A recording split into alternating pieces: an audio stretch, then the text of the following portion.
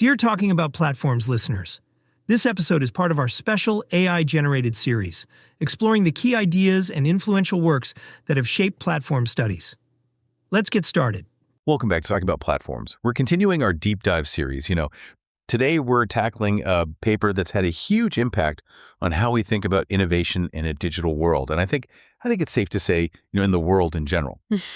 Organizing for Innovation in the Digitized World, published back in 2012 by you, Boland, Lyytinen, and Majchrzak. Yeah. Still incredibly relevant for researchers, PhD students, and anyone grappling with how digital transformation is changing everything. It's definitely a classic. Even though technology has evolved so much since 2012, the paper's core ideas about how organizations need to adapt are more important than ever. Okay, so for our listeners who might be new to this paper, let's start with the big picture. What makes this work so foundational in platform research? Well, it goes beyond just seeing digital tech as a tool. I think this paper really digs into how software and physical objects become deeply intertwined, like what they call digital materiality. Digital materiality. That sounds pretty abstract. Can you give us a concrete example? Sure. Think about your smartphone. Okay. It's not just a phone anymore, right? It's a camera, a music player, a navigation system, a gaming device all rolled into one. It's this merging of experiences powered by software that the paper calls convergence. So convergence is how separate functions and experiences are combined thanks to digital tech. That makes sense. The paper also talks about generativity, right? How does that fit in? Yeah.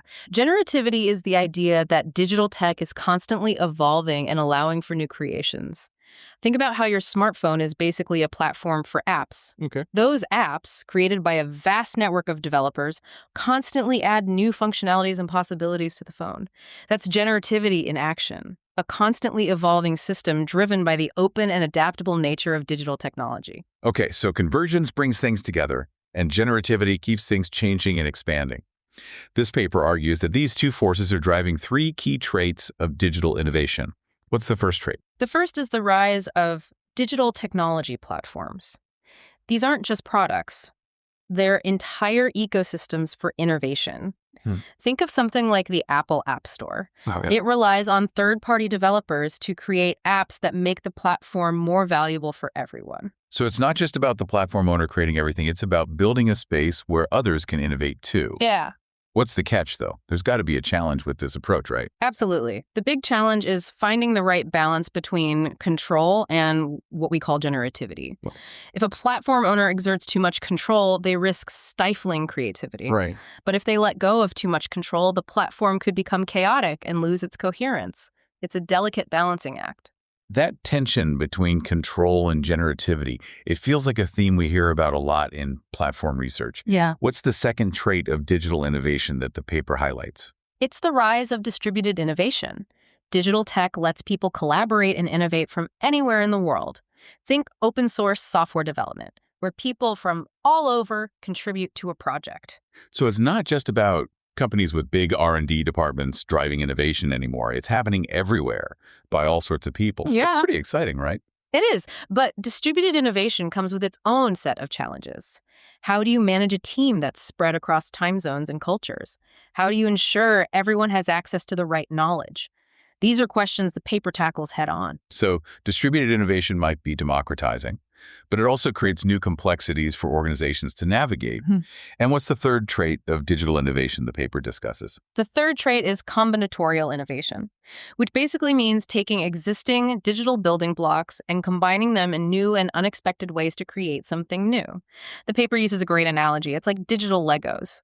I love that analogy. So instead of building everything from scratch, you're taking these pre-existing pieces and snapping them together in creative ways.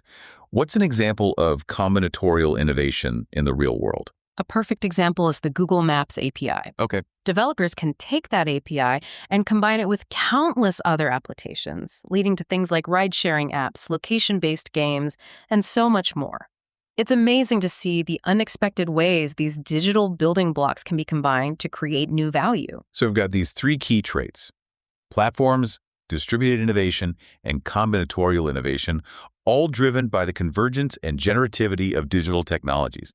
This has already given me a lot to think about. And this is just scratching the surface. The paper goes much deeper into exploring each of these traits and their implications for organizations. All right, so let's dive deeper. What can you tell us about the unique challenges and opportunities that arise when we think about platforms as central to innovation? Well, one of the biggest challenges, as we touched on before, is managing that tension between generativity and control. Too much control, and you stifle innovation. Too little control, and you risk chaos.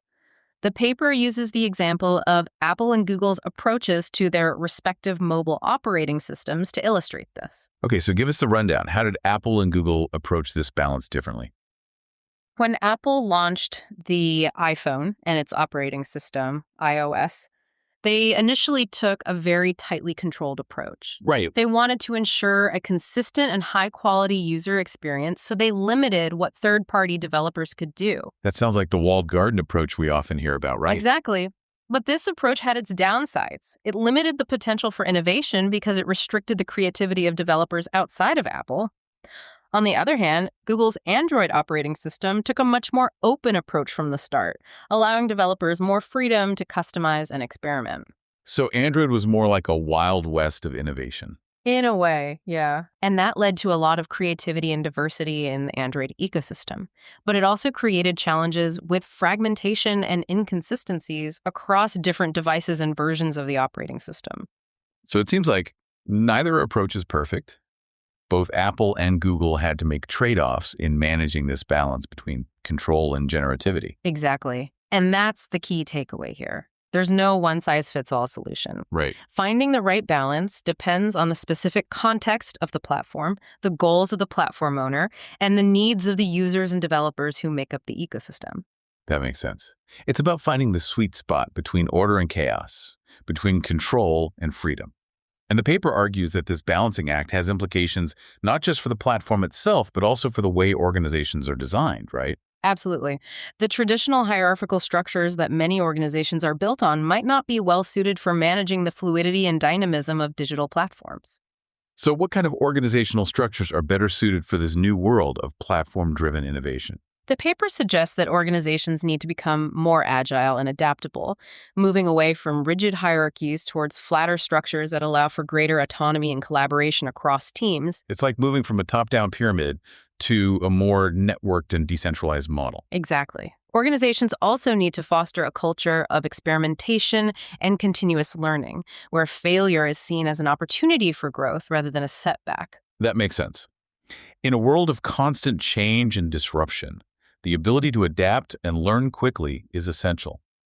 And that requires a shift in mindset, not just structural changes. I completely agree. It's about fostering a culture where people are encouraged to try new things, take risks, and learn from their mistakes. The paper highlights how digital technologies are changing the very nature of knowledge work. That's right. In the past, knowledge work was often seen as something that happened in isolation, with individuals working independently on specialized tasks. But digital technologies are making knowledge work much more collaborative and interconnected. So we're moving away from the image of the lone genius working in a secluded lab and towards a more collaborative and networked model of knowledge creation. Exactly. And that's having a profound impact on the way we think about learning in organizations. In the past, learning was often seen as a formal process, something that happened in classrooms or through structured training programs. But in today's fast-paced digital environment, learning needs to be much more continuous and informal. It's about learning on the job, from each other, and through experimentation. Right. Organizations need to create cultures that support continuous learning and encourage employees to share their knowledge and learn from each other. So instead of knowledge being something that's hoarded and protected, it's something that's shared and amplified through collaboration. Exactly. And that's one of the most exciting things about this shift towards a more digital and networked way of working. It has the potential to unlock incredible creativity and innovation by tapping into the collective intelligence of everyone in the organization. That's a powerful idea. Now, I want to touch on another key concept that the paper introduces: digital materiality. This idea that the lines between physical objects and digital information are blurring. Could you give us some more examples of what that looks like in the real world? Of course.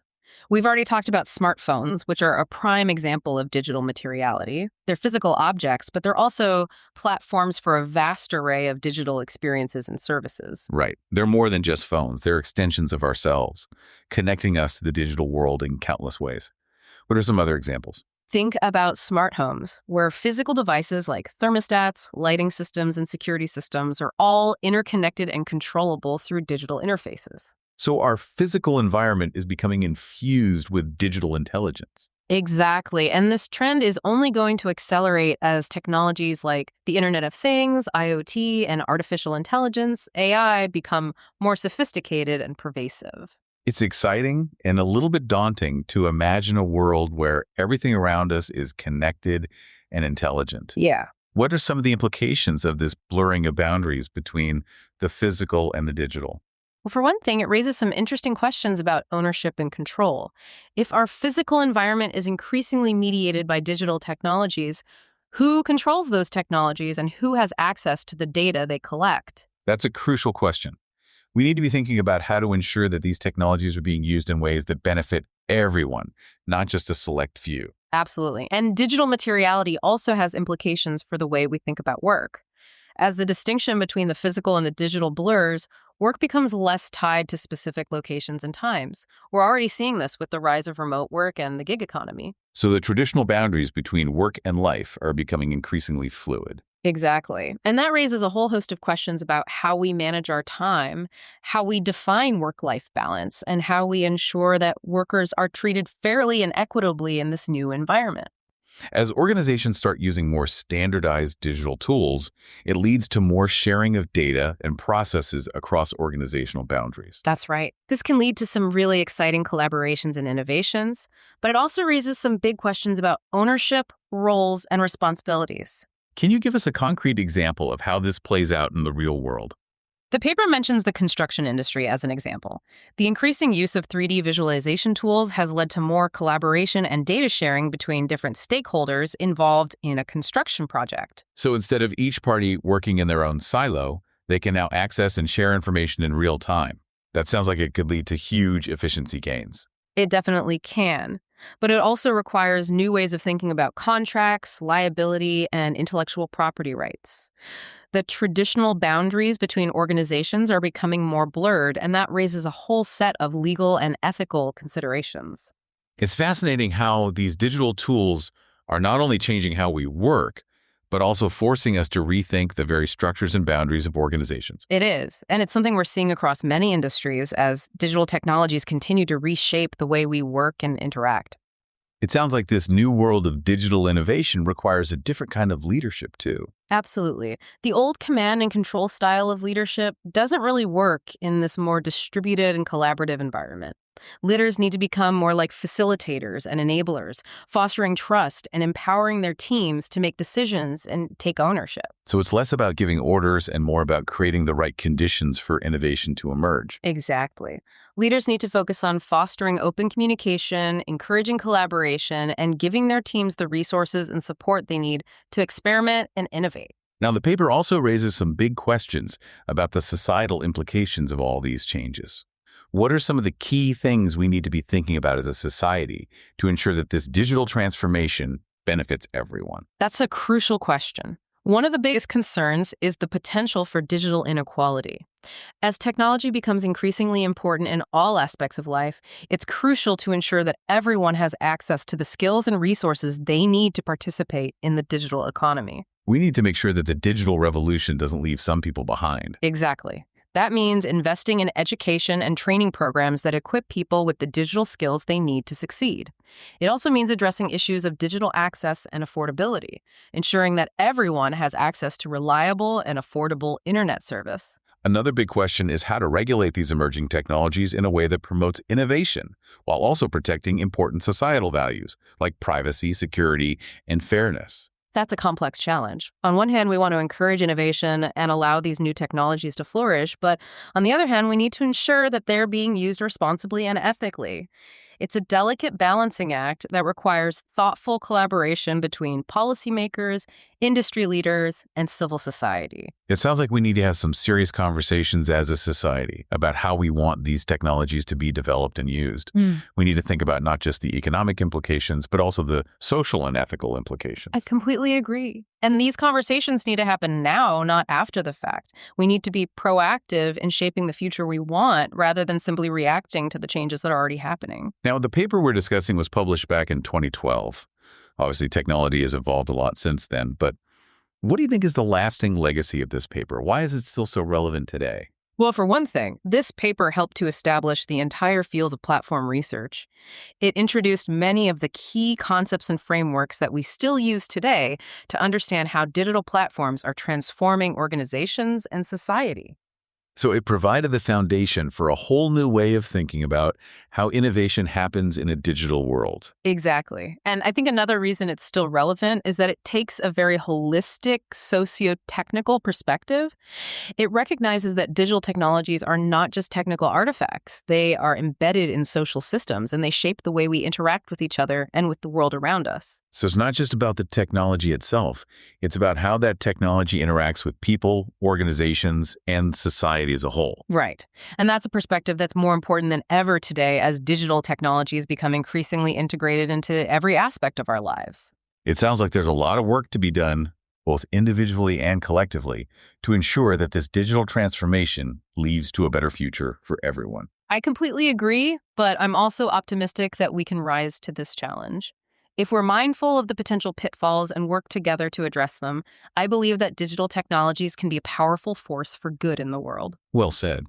And it's why I believe that this paper, Organizing for Innovation in the Digitized World, will continue to be relevant and influential for many years to come.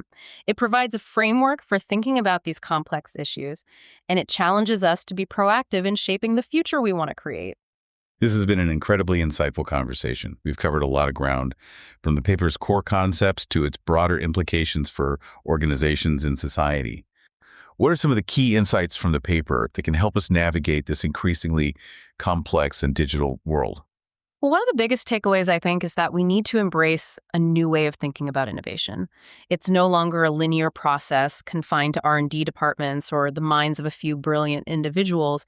It's a much more dynamic, distributed, and collaborative process. So it's about embracing this idea of convergence and generativity that we talked about earlier, right? Exactly. We need to be open to new possibilities, the unexpected combinations of ideas and technologies that can lead to breakthrough innovations. And that requires a shift in mindset, not just for individuals, but for organizations as a whole. Absolutely. Organizations need to become more agile, adaptable, and experimental. They need to create cultures that encourage risk-taking, learning from failure, and continuous improvement. It's like organizations themselves need to become platforms for innovation, fostering an environment where creativity and collaboration can flourish. That's a great way to put it. And I think the paper also highlights the importance of leadership in this new environment. Leaders need to move away from command and control and embrace a more facilitative and empowering approach. So it's less about giving orders and more about creating the conditions for innovation to emerge organically from the collective intelligence of the team. Exactly. Leaders need to focus on building trust, encouraging open communication, and empowering their teams to make decisions and take ownership. Now, the paper doesn't shy away from some of the potential downsides of this digital transformation either. It talks about the risks of digital inequality and the importance of ensuring that these technologies benefit everyone, not just a select few. That's a crucial point. As we move further into this digital age, we need to be mindful of the potential for these technologies to exacerbate existing inequalities and create new ones. So it's not just about embracing the technology, it's about using it responsibly and ethically. Absolutely. We need to be having serious conversations as a society about how we want these technologies to be developed and used. We need to think about not just the economic implications, but also the social and ethical implications. And those conversations need to involve a diverse range of voices, right? It can't just be technologists or policymakers making these decisions. We need to hear from everyone who's impacted by these technologies. I couldn't agree more. We need to approach this digital transformation with a sense of shared responsibility, recognizing that the choices we make today will have a profound impact on the future. So as we wrap up this deep dive, what's the one big takeaway you'd like to leave our listeners with? I think the biggest takeaway is that we're all in this together. This digital transformation is happening, and it's going to continue to reshape our world in profound ways. But we have the power to shape that future. By embracing the principles of convergence, generativity, and responsible innovation, we can create a future where these technologies benefit everyone and help us build a more equitable and sustainable world. Thank you for joining us for this deep dive into organizing for innovation in the digitized world. We hope you found it insightful and inspiring. And be sure to join us next time as we continue our exploration of the most impactful research in the field of platform studies. See you then. Thank you for listening to Talking About Platforms. In this special series on platform classics, we use AI to review and present published research, with intellectual property remaining with the original authors. Our goal is to make these insights accessible and encourage you to dive deeper into the original works. Stay tuned for more episodes and keep exploring the fascinating world of platforms.